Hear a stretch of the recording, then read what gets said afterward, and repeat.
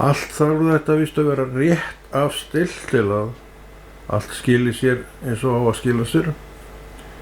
Men komið í sæl, við erum stödd í enn einni æskumyndinni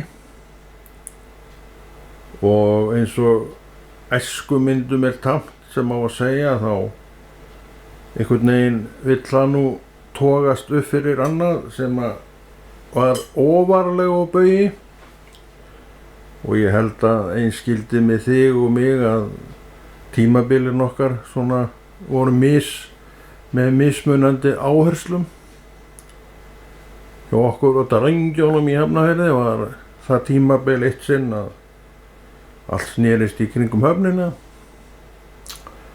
og svo kannski uxum við upp úr því eilítið, og þá kannski tók hestamyndin við á okkur, og suma glyftið á, og má nú kannski segja það að það hafi nú gerst í mínu tilviki að hestagreyin þeir eiginlega glyftu mig.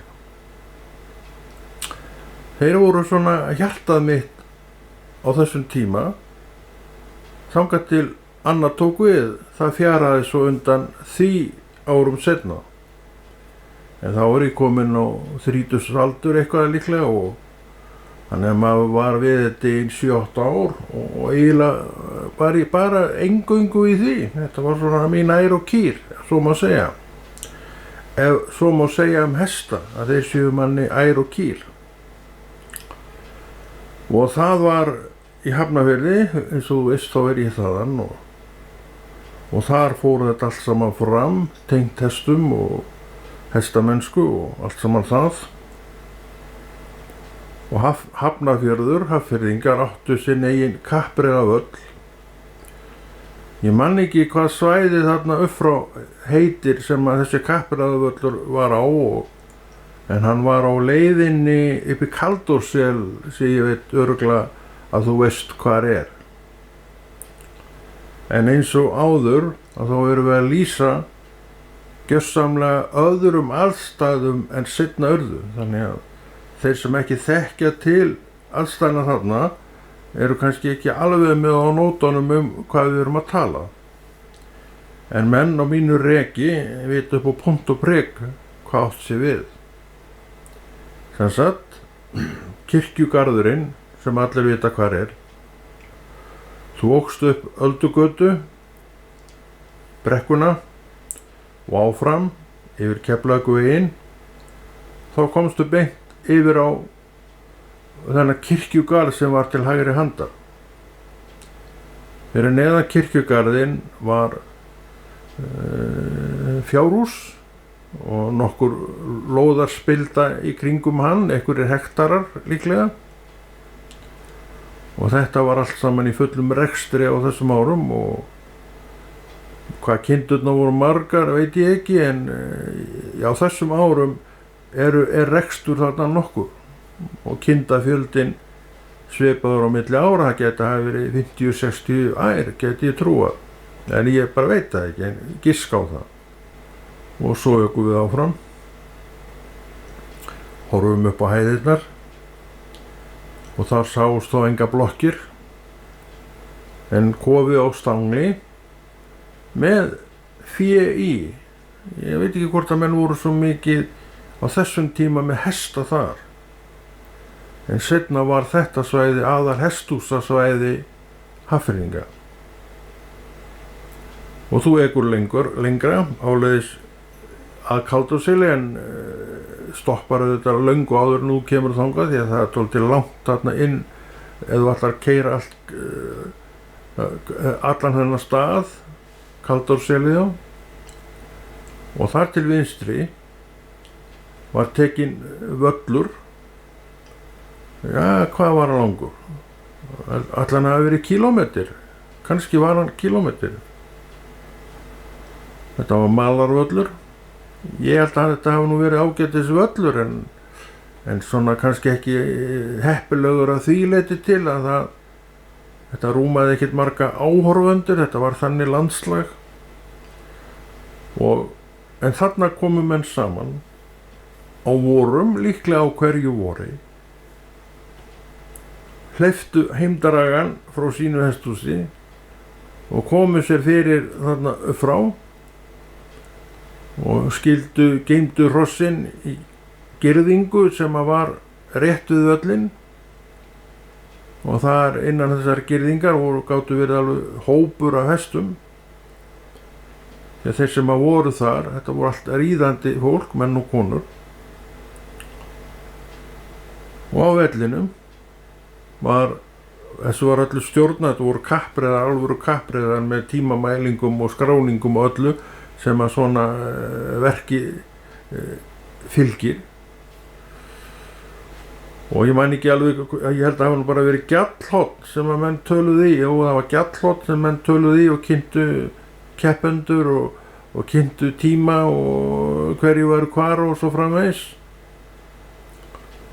Og svo ríða menn út í enda og var ekki að veifa flagg, og svo þegar flaggi datt þá slógu menn svoleiðis í og hleyptu klárunum eins og Russland ró, og sá sem kom fyrstur í mark var með besta tíman í það skiptið. Kom svo í ljós í restina hvort það hafði nægt honum til sigurs þegar allt var af staðið. Ég man ekki hvað voru margir, alltaf ekki verið svona 60 hestar sem kepptu í einu, ég hugsa það. Og ég skipti þá ríða þarna 6 eða 7 reiðmenn á jafnmörgum hestum, og flaggi fyrir loft og flaggi fyrir niður, og það slegið svolítið í að reikunum stendur aftur úr hestunum, og nema einn, hann kom bara á eftir hinum valhoppandi, og það kveðu við mikill hlátur í áhorfendu hópi. Já, það var fyndið. Hestgreið, það bara nennti ekki að hlaupa.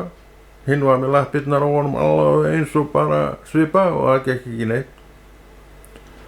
Þetta olli gríðarlegum hlátri, og ég var ábyggilega sá sem hló hæst, maður þetta svo fyndið. Svo var hann spurður hverju þetta hafi sætt. Þá sagði hann nú bara úrskubrúlu, það gott að fólki getur skemmt sér. Meira var það nú ekki. Á þessum árum var hestamennska með allt öðrum litaafbrigðum en í dag. Á þessum árum voru menn með hesta einverðungu vegna þess að þeir höfðu gaman að því að umgangast hross. Það var málið. Hestar á þessum árum eru alls konar. Ég hygg að fæstir af þeim séu settir á í dag. Þeim ýtt til hliðar. Ræktun fór í gang, og í dag getur þú séð hvern glæsigripinn af öðrum í formi hesta. En á þessum árum þá sástu alls konar afbrigði af hestum og alls konar vilja tegundir af hestum. Sumir voru sprækir sem lækur, aðrir voru latir eins og bara gengur í þessu. En þetta var allt í gangi. Við sjáum reista hesta í dag, alveg svoleiðis bara með hausinn á sér upp við ennið á mönnum. Þeir eru svo ristir. Vissulega voru til ristir hestar þá, en margir af þessum hestum voru bara með hausinn beint fram, en samt notaði og veittu samt gleði þeim sem sat á í hnakknum. Að þeir menn voru í þessu að þeir höfðu gaman að þessu. Fyrst og fremst voru þeir í þessu vegna skemmtana gildis þess að vera innan hross. Þetta breyttist. Þeir tímar voru í hestamennskunni, ég man eftir því, ég man eftir þessum breytingum, að einn vinnur okkar tók upp á þeim ósið eins og við töldum þá að hann reið út eins og við sögðum út eftir bók. Manngreið var bara að læra að ríða hesti. Þetta fannst okkur alveg hámark vitleisunar og skemmtum okkur alveg konunglega yfir þessu tiltæki og furðu fugli. Í okkar augum var það bara það. En svo kom nú að því að eiginlega við urðum þessi furðufuglar. Því að svona almennt séð þá snerist hestamennskan upp í það að menn fóru að læra að sitja, að ríða, stjórna hesti og allt þetta því. Sem sagt, það var það venju að menn riðu út eftir bók sem við hlóum svo mikið af og skemmtum okkur svo konunglega yfir og fannst svo fáránlegt. Þetta breyttist. Og þá voru menn farnir að gera það að keppa til bikars. Og ég var inn í þessum breytingum og ég man alltaf eftir því, ég sagði, ég vil bara ekkert vera í þessu, ég líst ekkert á þetta. Ekki endilega að það hafi verið ástæðan fyrir því að ég sigldi út úr þessu. Kannski, og svona í grunni var það, ég veit það bara ekki. En ég man alltaf eftir því að þetta fannst mér ekki vera rétt stefna. Ég vildi bara að hestamennskan yrði þannig áfram að fyrst og fremst hefðu þeir sem væri í kringu þetta gaman að því sjálfur bara því að þeir áttu hesta. Þannig var þetta á þessum árum. Og hestar voru alls konar. Og sumir voru slægir og leiðilegir og slægur hestur getur verið hættulegu mönnum. Því að hestur öflugt dýr og þegar hann sparkar þá það þungt högg sem hann gefur.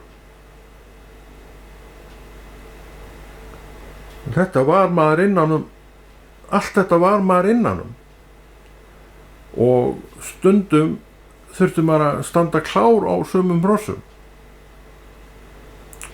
Þeir voru slægir. Og ég man eftir einum, Jörpum Hóla, ungum hesti, ekki stórum, og hann lyfti alltaf upp raskattinu eins og við sögðum þegar einhver kom inn í húsið. En hann sló aldrei, sá hann aldrei setja aftur lappirnar. Og hann gerði þetta alltaf þegar ég var þarna og maður náttúrulega þurfti að móka út og gera alls konar og hann fyrir fram að sig og hann alltaf að lyfta upp hérna raskattinu á sig. Og einu sinni þá finn ég það, ég lyftist upp. Þá sparkar löppunum, báðum löppunum og þar fóru undir handakrikan á mér og ég lyftist upp. En það gerðist ekki neitt, ég meiddist ekki neitt, en hann gerði þetta. Svona hestar voru, þessu sjálfsagt verið fjarlægðir seinna, ef þetta hætti ekki, hjá mörgum hætti þetta. En þetta var í gangi út allt hesthúsahverfi, má segja. Menn voru ekki að velta þessum hlutum neitt svo mikið fyrir sér. Þannig að þetta og svo margt annað og allt reyndar hefur breyst gríðarlega. Þetta batnaði að segja sumir, ég get alveg tekið undir það, en þessi sjarmi sem fylgdi því að vera bara hestamaður með hesta, hann hvarf með. Þannig að þeir sem eru í þessu í dag eru menn sem ætla sér eitthvað með sína hestamennsku. Þeir vilja eiga góða gripi, þeir vilja geta allavega sýnt á og fengið velun út á. Þetta er svona markmiði. Þetta vildu allir fá velun en þeir lögðu ekki það á sig eins og er gert í dag. Þetta var ekkert markmið ekki. En þeir tóku þátt í þessum kappröðum og slóu hresslega í þegar flaggi fjall og svo kom einn valhoppandi og eftir þegar hann nefndi ekki að hlaupa og það hlóu allir og það var allt í lagi. En þetta er allavega atvik úr þessum kappröðum sem að voru fyrir 70, 68, 9 kannski. Það gæti alveg hafa, það er allavega ekki eftir 70 og það hlóu allir.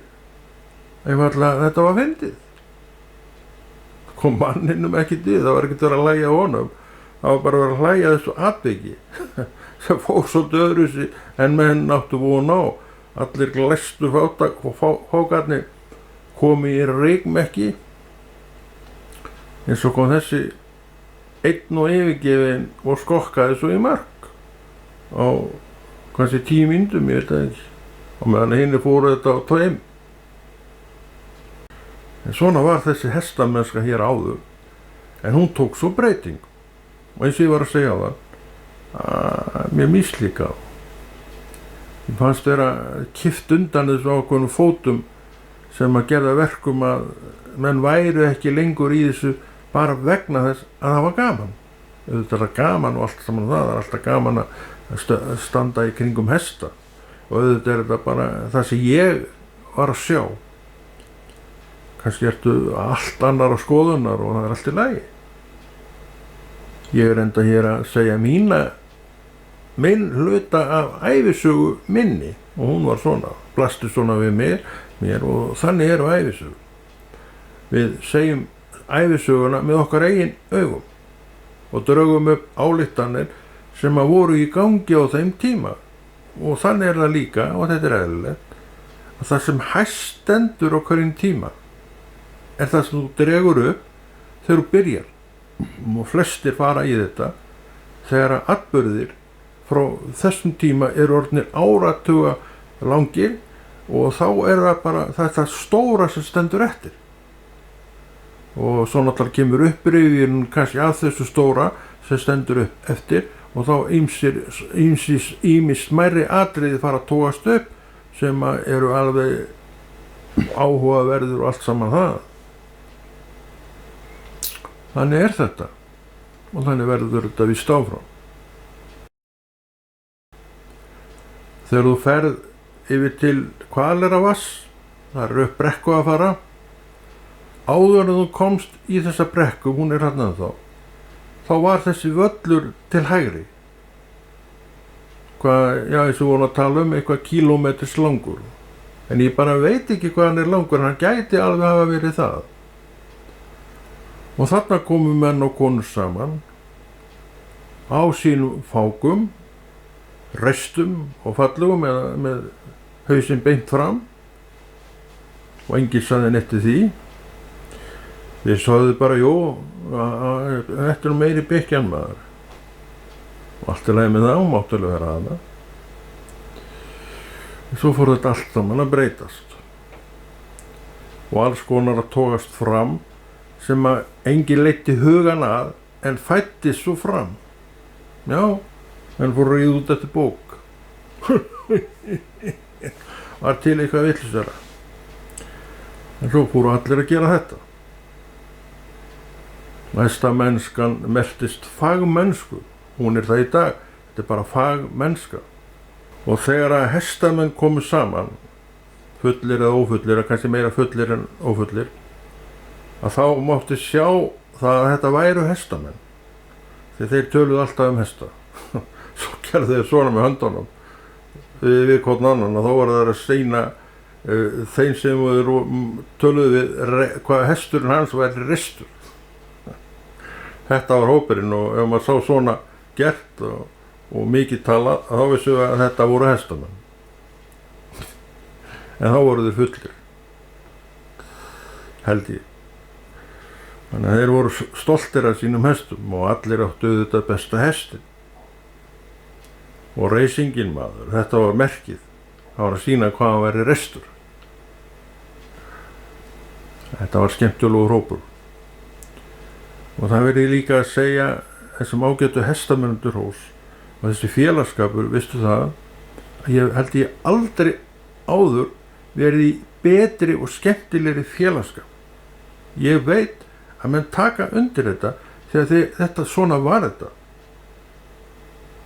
Allstaðar þar sem hestamóður kom í hesthús, þar voru allir vinir.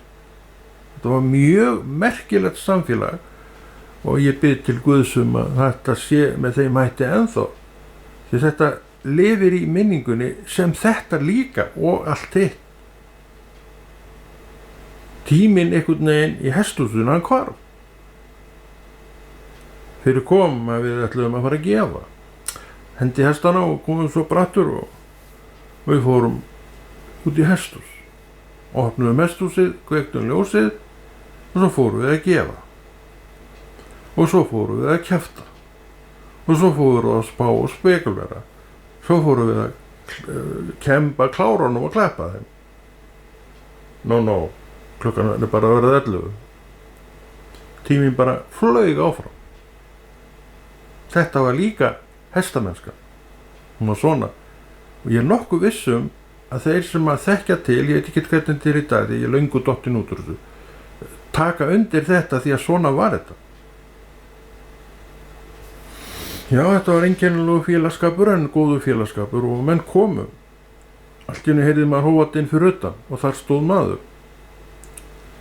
Og við fórum að tala saman, höfðum ekki kynnst áður og hálftíma seinna þá fór hann. Hann var bara að kíkja við. Þetta var hinn hliðin á hestamennskunni.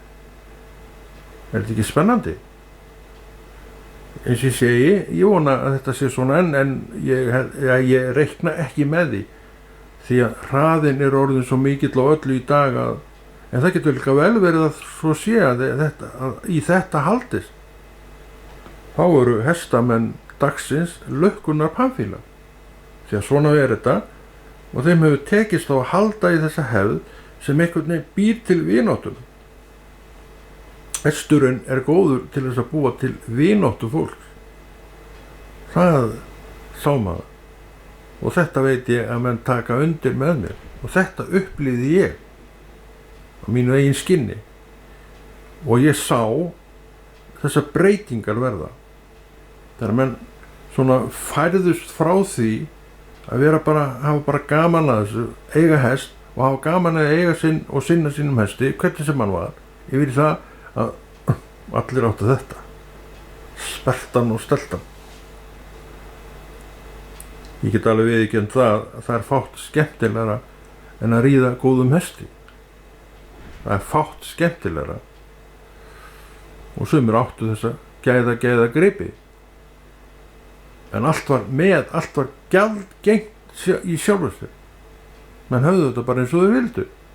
Að þeir höfðu ánægju af því að gera það sem þeir voru að gera. Hestarnir voru númer 1, 2 og 3. Sinna þeim annars þá var númer 1, 2 og 3. Járna þá, klappa þeim, klóra þeim klórum og allt það. Þetta var lífið. Járna þá. Maður tók nú þátt í mörgum játningum. Ég reyndar játnaði nú aldrei sjálfur, ég hélt löpp. Og maður lenti oft í því ef það var verið að fara eitthvað þó maður færi ekki með. Þá maður fengið til þess að halda í löpp og ég man eftir einni törn, ég held að hún játna 10 eða 15 hesta. Einni törn. En þá var maður líka ungur og fallegri, ég það ekki en og yngri en maður er í dag og fann ekki fyrir þessu. Og svo ef einhver keypti löpp þá bara hættu þarna og hættan. Þeir skildu meira en maður hélt. Hestarnir þeir voru skemmtilegir. Og alveg hægt að skilja það að þessi atburðir séu raunar mjög stórir fyrir manneskjuna mig sem upplifði þetta og er ekkert nema þakkláttur fyrir það að hafa fengið að upplifa þetta. Hve margir mistu að þessu. Þú mátt alltaf út í hesthúsið annar maður. Getur ekki hangið heima að þér. Og svo var það hestaliktin á fötum. Það fylgdi þessu alls konar. Getur ekki verið með þessu föt þarna út í hesthúsið maður. Þetta er svolítið angandi alltaf að hestalikt þetta þegar kemur. Þetta þekkið þú ekki því að þú varst aldrei í hestunum. En þetta fekk maður líka að heyra. Getur haft þetta föt í hesthúsið og oft önnur föt til skittana. Ég held að þú veitir þetta líka sem varst uppi á þessum tíma. Það fylgir þessum greyjum ákveðin lykt og það er víst mjög erfitt að koma í veg fyrir hana. ekki nema í þessu nýju húsum, þar finnum maður ekki rosalegt. Þetta er náttúrulega allt önnur hús heldur en voru, þetta var meira og minna allt lokað og alla hægt að opna glugga, kannski og kannski ekki. Þannig að þeir grein bara lyktina að þeim og bara láð þarna yfir eins og, já, Mara í Tanúkin. Og þetta læstist í föt og svo kom maður heim og það angaði gangurinn rosalegt. Sumum fannst hún ekki góð, en ég orðinn vanur henni fann hann ekki. Heyrði bara að þú getur ekki skipt þetta á þannig hesthúsi maður, koma með þetta alltaf heim. En alltaf koma með þetta heim. Svona var nú hestamennska. Skemmtileg, hún var há, þessi vorum að tala og það ennþá. Og þegar maður fer í svona pælingu, þá dregur maður upp toppana. Og þegar maður er kannski búinn að draga upp toppana, þá er mögulegt að eitthvað annað fylgi með. En maður byrjar á þeim því að maður mann þá best og getur þá móðað úr því ef maður vill að þetta er náttúrulega allt bara spurningin það hvað maður vill, með ekki. Þetta er ágætt. Og ef ég mann eitthvað meira hestamennskuna, þá kannski bara læti það koma. Ég veit ekki hvenær þetta hættir, hvort maður fari bara yfir söguna.